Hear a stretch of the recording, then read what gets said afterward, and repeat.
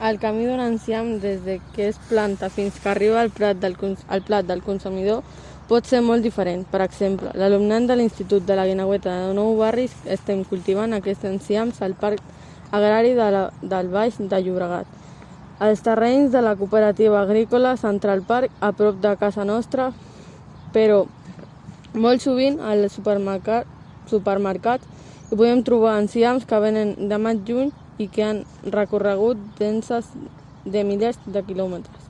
Els quilòmetres que recorren les fruites i verdures són una de les causes principals de la contaminació. L'aliment de cada dia té un impacte molt important sobre el medi ambient. Per això inclou menjar aliments de proximitat i de temperatura, hortalisses que vinguin de prop, l'època de l'any que els pertoca i que siguin cultivades per la pagesia local, que són els nostres béns i bienes. Després de collir-los, els nostres enciams recorren els 21 quilòmetres que ens separen de la cooperativa de consum. El llevat en una furgoneta, l'eix i l'hort pesada i transportistes de Central Park els porten i els entreguen a la cooperativa de consum.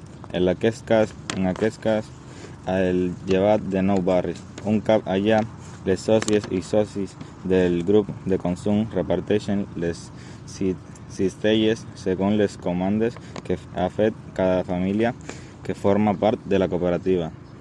Quan tenen llestes les cistelles, les famílies recullen i les verdures del Parc Agrari del Baix Llobregat ja ha arribat al seu destí, un destí consistent, sostenible i curós tant pel medi ambient com per les persones que hi ha al col·laborem per fer-ho possible.